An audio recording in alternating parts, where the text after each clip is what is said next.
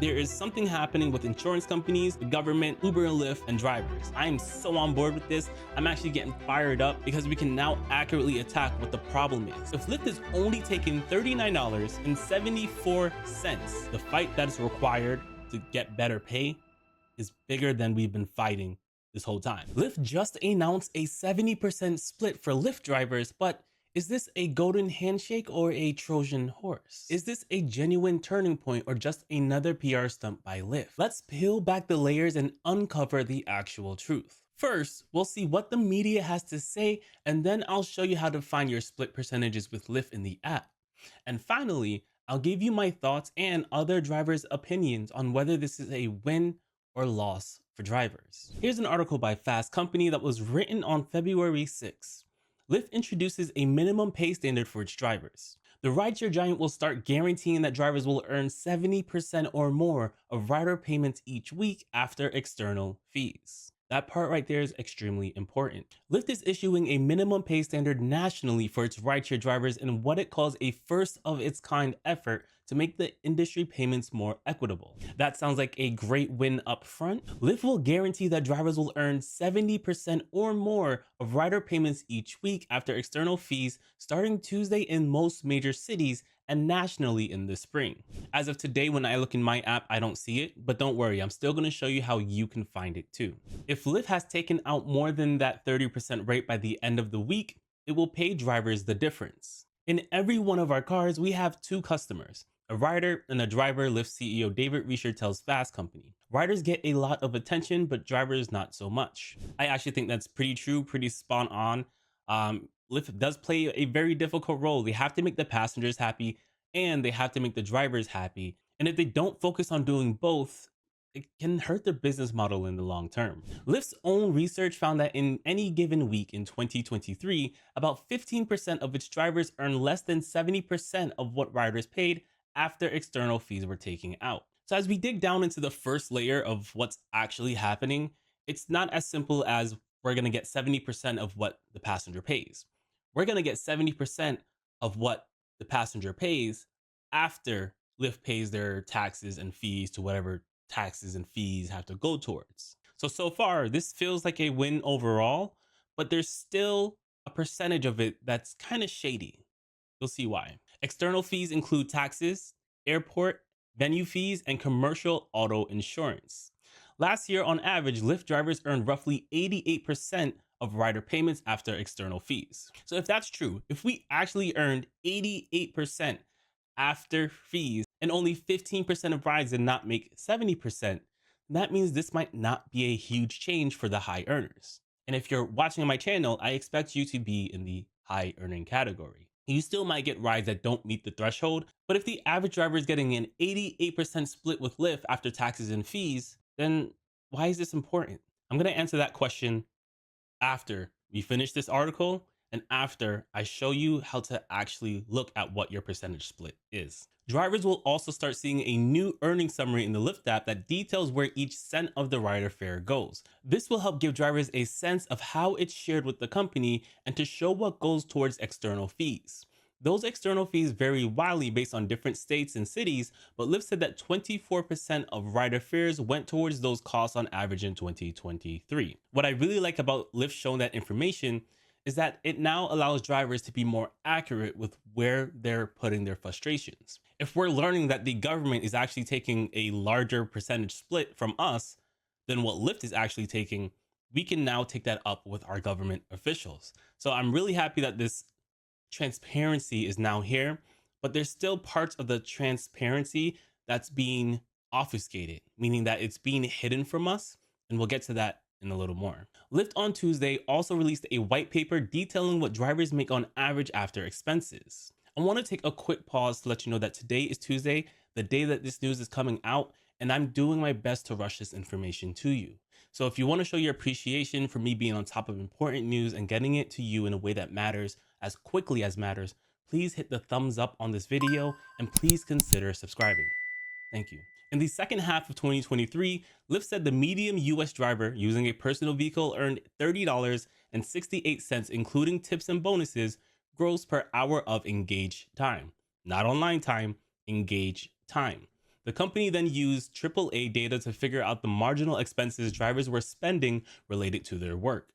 Lyft said the median US driver earning $23.46 per engaged hour after expenses, including tips and bonuses. Now, I have my own spreadsheet that I created that you can get in the description below that tells me how much I make before taxes and expenses and after taxes and expenses. So, my true hourly, this is after we consider taxes and expenses, is $31.13. So, I average more than the typical Uber and Lyft driver does after expenses and taxes, according to Lyft. And if you watch this channel, I expect that of you too. And I don't do anything fancy. I don't live in a crazy big market. My market is Charleston. This is in January. We had a very slow January and I was still able to make this amount of money.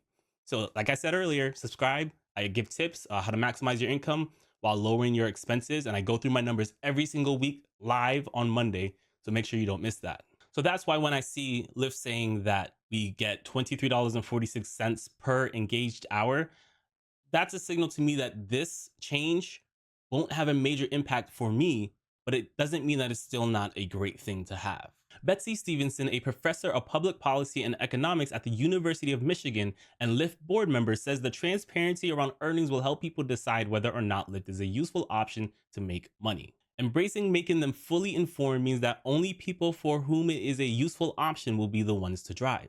No one wants anyone to make a mistake, to think that they're going to get something that they're not going to get. I respect this statement from this board member. In fact, she's probably now officially my favorite employee at Lyft. And I'm big on transparency. I believe that giving more numbers is better than having less numbers. But there's still a dark side into this that doesn't fit the narrative that Lyft is putting out. Companies operating in the gig economy have faced strong backlash over the years for the percentage of fees they take from customer payments. Oftentimes, there is little clarity around what a consumer is paying for a service versus what the driver is earning. I know Uber used to share their percentage, and you can still find their percentage, but you have to go on a computer, log into the browser, pull up. They put so many steps in between it being on the app and you seeing what the actual split is. And they can still obfuscate the amount they're paying by throwing it into the taxes and fees category, which Lyft can do here too. Until we get some more clarity on what the actual insurance payment breakdowns are, it feels like they can still pull wool over our eyes and do as they please. The area where we said we can make the biggest difference, and I hear about is the area where we said we can make the biggest difference, and I hear about it the most from drivers, is be more transparent about how much we're making versus how much riders are paying. The area where we said we can make the biggest difference, and I hear about it the most from drivers, is be more transparent about how much we're taking versus how much riders are paying, Risher says. Risher is the CEO of Lyft. Lyft is also rolling out an in-app button nationally for drivers to appeal deactivations that could come after, say, a rider complains or a lapse in vehicle inspections. The button is currently available in a handful of states. Lyft said that drivers heard back on their deactivations 10 hours faster compared to the old system. The company has also created a specialized team to review driver deactivation appeals and has given more transparency into the details and status. Research said that 77% of its drivers are reactivated within 24 hours. I got deactivated because a woman claimed that I locked her in my car and was being very sexual to her. I got deactivated and it took me over a week to get my account back. I have a video that details the entire process. I'll have it linked below for you to go and check out. I have the dash cam so that you can determine whether or not I should have been deactivated in the first place. Now, Risher is making this sound like this is something that Lyft stepped forward and decided to do when there was a New York law that was passed late last year that now forces both Uber and Lyft to do a better job with how they handle deactivations. So shout out to New York for forcing Lyft and Uber to do that. I hate when they try to take things that they're forced to do and make it seem like it's something they've always wanted to do. That's not the case. The real focus is on getting them reactivated as quickly as possible if we can, Risher says. I appreciate it. I'm thankful that it is this way, but Lyft does not get credit for this. Now, before I show you how to actually find it in your app, this is the video I was talking about. It's dashcam footage, why Lyft banned me. And in this, I go through my dashcam footage. I go through the several rides that Lyft says could be the problem. And I show you guys live, real time, what happened. So go check it out. It's a really good video. A lot of people liked it. But now let's move on so I can show you how you can find your percentage split in the Lyft app. So this is coming directly from Lyft's press release. They have some screenshots in here that will show you how to find it. I don't have access to it yet, or else I'd show you on my phone. So the title of this is called Lyft's Early 2024 Driver Release. This actually has a lot more information than just the 70% split. They've made some major changes, and we're gonna go through them right now. Today's release features marquee improvements to earnings, deactivations, safety, which are led by a groundbreaking pay standard for drivers, one that we hope raises the bar for the industry. This is what Lyft is saying. Here's a quick list of the driver benefits that will be released in early 2024. We'll earn 70% or more of rider fares after external fees each week, guaranteed. We'll see where riders' fares are going. That's for transparency. We'll earn more for waiting during scheduled rides. That's big for me. We'll find more ways to choose rides at the airport. That could be big. I'm not big on the whole airport thing, but we'll see where it goes. We'll be able to access new earnings and navigation opportunities for EVs. We'll see what that means. We'll appeal deactivations easily in the Lyft app. That's a bonus, but you don't get credit for that. So Lyft says last year, on average, Lyft drivers earned roughly 88% of rider payments after external fees like local taxes and the government mandated extra insurance provided while driving on the platform. I love it. I love that Lyft is blaming the government. And it might seem like a scapegoat, and to a percentage degree it is. But like I said, with them being more transparent about where that money is going, that gives us drivers the ability to be more accurate with who we decide to go after with our frustrations. Going back to what Lyft is saying, but an average isn't the full story of every driver. In any given week last week, approximately 15 out of 100 drivers earned less than 70% of what riders paid after external fees. Almost 2/3 of drivers had it happen to them at least once. Having it happen to you at least once is no big deal. So saying 2/3 having it happen at least once is a very small number. And saying that 15 out of 100 drivers earn less than 70%, I expect that if you're here and you're watching this, chances are you're not in that 15%. So what we're slowly realizing is this change in the minimum floor is only going to protect 15% of drivers, and not just any 15% of the drivers, the worst 15% of drivers, which I'm not saying that I'm against raising the general floor. I'm here for it. Those people deserve to be paid adequately as well. But I don't expect this to have a large impact. The biggest impact that it will have is the transparency bit of it. It's not going to make much of a pay difference for people who are following me and watching my content. I don't think it'll have a big effect on me, but let's continue because there's other things that we really need to dive into here. Lyft says our commitment is that drivers will earn 70% or more of rider payments each week after external fees, guaranteed. It's a rock solid floor as a driver. If you're ever under 70% at the end of the week, you'll be paid the difference. So here's screenshots of what it will look like. So in order to see this, you will go to your weekly breakdown, and then under the earnings summary, you'll see passenger payments. You'll see estimated external fees, estimated Lyft fee, your tips, tolls, and other pass-throughs. As you can see in this particular example of a driver who made $324 in 1 week, he booked 209 miles, booked 9 hours over the course of 24 rides. The passenger payments was $440. The estimated external fees, so could be the taxes or airport fees or the insurance fees. The estimated external fees is $114.80. But right beside it, if you're only listening to what's happening, right beside the estimated external fees is a drop down button. It's not dropped down in this screenshot, but I assume that once you hit that drop down button, I hope that it will break down what went to taxes, what went to insurance, to give drivers the transparency that we needed. Underneath that is Lyft's estimated fee. So keep in mind, the external fee was $114.80. Lyft's fee is shown as $39.74, with tips being $26 after that. So tips are not considered into the split. What you get as a tip does not get factored into the split, which is the way it should be. So that's okay. At the bottom, underneath total earnings, it says track Lyft's earnings commitment. Each week you'll earn 70% or more of passenger payment after external fees. Click this to see how much you're earning. And then there's a little arrow. And once that's clicked, a box pops up that says you have earned 88% of passenger payments after estimated external fees. And then it shows you the passenger payments. It says $326.14. And it shows your earnings, $286.40 without tips being included in there. I might not be a big fan of the fact that only 15% of drivers will benefit from this. That's not where I get excited. I get excited because we get to now truly see where the split is going and who we can take up issues with. And it's starting to look like the government is more the problem than Lyft. If Lyft is only taking $39.74 when you're making $326 and fees and insurance and government stuff is $114.80, I think we can create a better plan for what part of the industry we need to go after.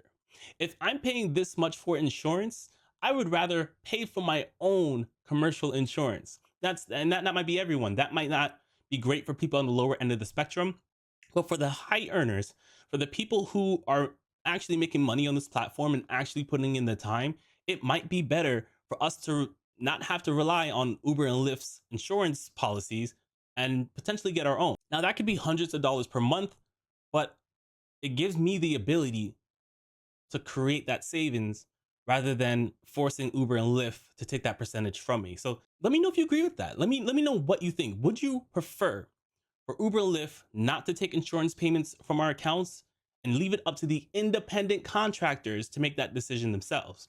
Now, the reason why Uber and Lyft have to have that insurance on their accounts is because the government is forcing them to do so. So with this new information be provided to us, and we're seeing that most of these external fees are actually going to like insurance and taxes, do you think we should change who we're targeting in this conversation? Let me know in the comments below. Going back to the Lyft blog, they say, we know that many drivers feel like they can't trace the path between what a rider pays, what Lyft takes, and what they earn. In other words, how is the fare split? Beginning today, drivers on Lyft can now see each rider's payments are split between drivers, Lyft, and external fees. And a new earnings summary in the Lyft app, redesigned with a focus on transparency, will show drivers a breakdown of where every cent of the rider fare goes. External fees, including things like government taxes, airport and venue fees, and commercial auto insurance, for example, insurance mandated under most state regulations that provides coverage beyond the regular auto insurance. These fees vary significantly depending on state and city. Last year, 24% of rider fares went towards these costs on average, with the majority going to the commercial auto insurance. And while Lyft is working extremely hard to reduce external fees so drivers can earn more, helping drivers better understand them is an important step. I am so on board with this. I'm actually getting fired up because we can now accurately attack what the problem is. And it doesn't seem to be directly Lyft. It seems to be government is playing too much of a role. And isn't it weird?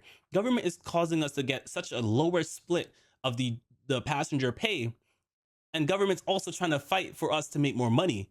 And I'm starting to realize that's probably so that they can continue taking taxes and insurance from us. It's starting to seem like the conspiracy nodes are starting to go off in my hand. So let's talk about this for a second. I'm kind of connecting the dots loosely, and I need to go back and like verify what I'm saying. But if there are lobbyists lobbying for the government to have these mandated insurance fees for these drivers so that the insurance people can get paid from them, then it sucks. Then the whole system right now sucks, and where we as rideshare drivers are no longer fighting against Uber, we're no longer fighting against Lyft.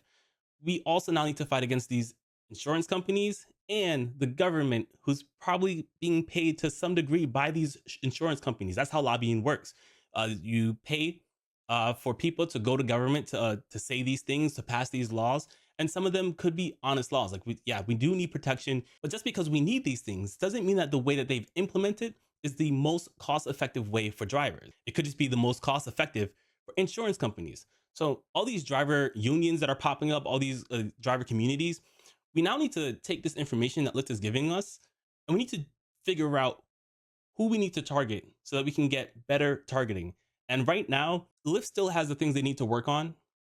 But if we're learning that these fees are increasing and it's not a result of Lyft increasing those fees, then we've been wrong this whole time about who we need to be targeting. Going back to what Lyft is saying, in addition to making it clear where a rider's fare goes, Lyft is introducing a number of other features to make earnings with Lyft easier. Drivers can now earn more on scheduled rides to compensate them for the time they may spend waiting to pick up a ride. What they need to do, they need to make it so that drivers are paid enough to justify long rides that take them out of their city. If you're taking a 20-minute ride, but you know when you drop off that 20-minute ride, you're going to be able to get another ride that might take you back, that's okay. Maybe what Lyft needs to do is if a ride is longer than, let's say, 45 minutes and the driver is not able to get a ride bringing them back to their town, they should have like a delayed payment that bridges that gap. But that's for another video. Let's keep moving forward. Lyft says they will turn on manually accept for queued rides to review and choose the ones that work best. I don't really know what that means. Hopefully they explain it more a little later. We'll be able to see more ways to find rides at the airport with clearer guidance in the queue so that they can make the most of their time. The updated in-queue guidance is available to many drivers and will be available to all drivers soon. I don't go to the airport unless there's a ride that tells me to pick up someone or drop someone off. I do not sit at the airport. I do not recommend it currently. That might change with this change, and that might even change once I get Lyft Elite. We'll also be able to access new earning opportunities and features for electric vehicles. Lyft says we're launching new EV earning incentives in Massachusetts, Oregon, Washington, Nevada, Toronto, and Vancouver. Starting February 12th through July 1st, drivers will get 50 rides in their personal EV in a week, will earn an extra $100. And in March, we'll begin rolling out features for EV drivers to opt in to only get rides within their battery range, as well as see charging stations and discounts. I don't have time to go too deep into it, but do not buy a brand new car and do not buy a brand new electric car. They are too expensive. If the electric car is $50,000 to $60,000 and you make the average ride share makes $30,000 a year, it's going to take you 2 to 3 years to just break even on that purchase, and that is not including interest. Stop buying new cars. Stop buying new electric cars. Do not let these incentives convince you to buy something you cannot afford. Let's move forward. I'm going to make a video about that, but we're going to move forward. So this is about driver deactivation appeals. While driver earnings are at the center of our early 2024 release, we know that drivers need to feel safe on the Lyft platform. Safety is fundamental to the driver and rider experience. We focus on the safety of everyone using the platform. Occasionally, that requires us to place a temporary hold on drivers' accounts while we investigate an allegation, and we know these deactivations can be frustrating. When deactivations happen, our goal is for drivers to feel supported and respected throughout a process that is timely, transparent, and fair. To do so, we've launched a streamlined in-app button for drivers to appeal deactivation decisions.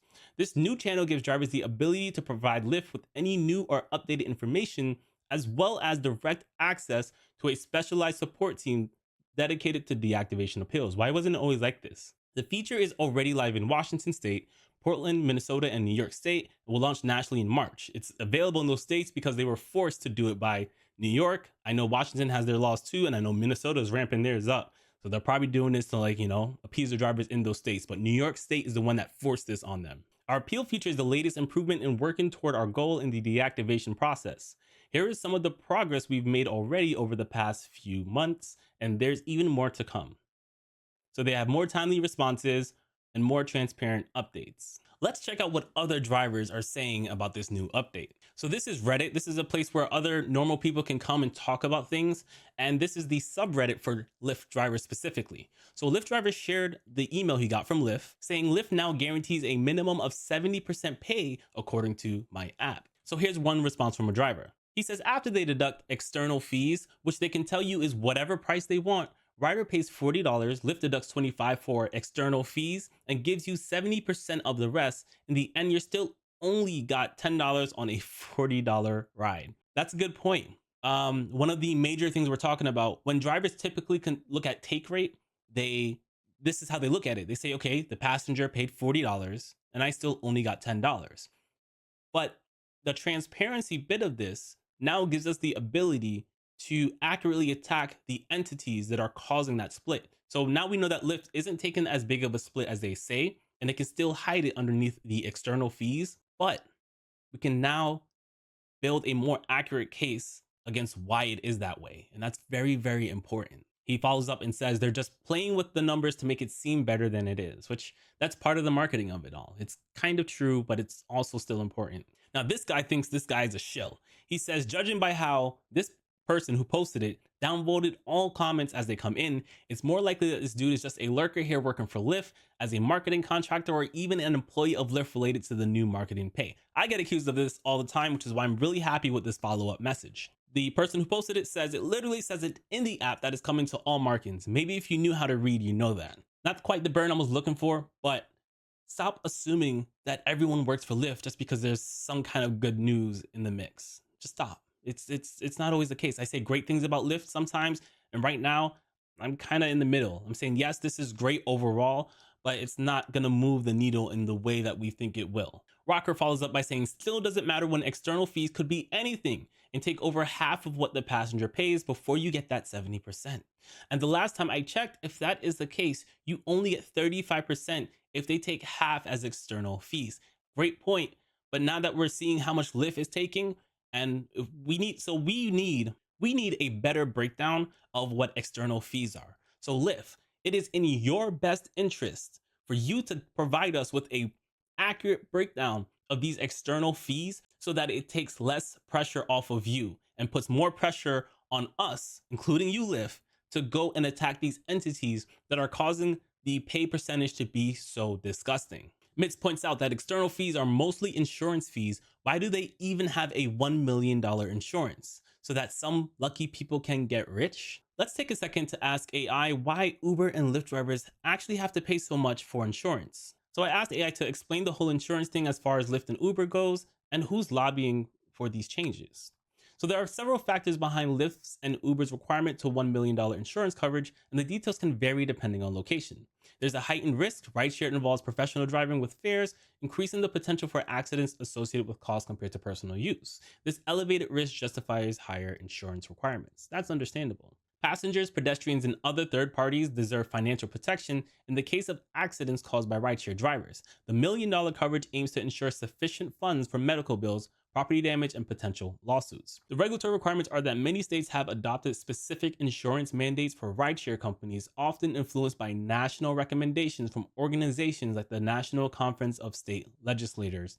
These regulations often set minimum coverage levels, including the $1 million standard. How did the NCSL decide on the minimum coverage of $1 million for Uber and Lyft? So I'm reading that the NCSL just created the recommendations and it was up to the states to decide what the actual coverage had to be. So this is why it varies from state to state. And it's going to be that we have to attack the state governments, the local governments about their taxes, have to review what those percentages are and take a deeper look into it if we are to ever increase the overall pay split from what a passenger pays to what a driver gets. So the path moving forward needs to be, we need to continue keeping pressure on Uber and Lyft, and we now need to continue putting pressure on the government. And what I'm not liking right now is that the government in New York, Minnesota, all these different places, California, they're trying to make it seem like they're helping. And I'm getting really frustrated because I'm realizing that they are part of the actual problem. So even if they create a minimum floor, the minimum floor is just going to probably increase how much these companies are getting paid through insurance. There's a chain here, and I need to link it better, but there is something happening with insurance companies, the government, Uber and Lyft, and drivers. And this has opened my eyes to seeing that the fight that is required to get better pay is bigger than we've been fighting this whole time. We've been on top of Uber and Lyft. One of the things we have been on top of them for is pay transparency. And now that we're getting that pay transparency, we're starting to see that Lyft isn't taking as much as we thought. Uber isn't taking as much as we thought. It's going towards insurance. And guess what? Insurance has exploded in 2024. My personal insurance rate has increased from about $300 for my 2 cars and rideshare endorsement to about $500. That's almost a 40 to 50% jump in the number. In just 1 year, we have gotten into no accidents. We haven't gotten any tickets during that time frame. So if my personal insurance is exploding that much, then it's a indicator that the percentage that Uber and Lyft are going to have to start taking to cover their insurance liability is going to increase. And this is a terrible thing because we're seeing that majority of the payments are not going to Lyft. They are going to these fees and taxes and insurance payments. So when you guys are watching this, whenever you see someone complain about the split, mention that it's the government and the insurance companies that are playing a major role in this as well. And that's not to take blame away from Uber and Lyft. We should still press them and force them into position to keep making these changes. But we now need to get more specific so that when we go to our local government, we can say, hey, here is the issue. This is something you can fix, and we should focus on this now. Please leave a comment on this video sharing your opinion. I will read through these opinions on my next live stream, which will be Monday, 4 p.m. And you can click on it here to make sure you don't miss it by setting up notifications.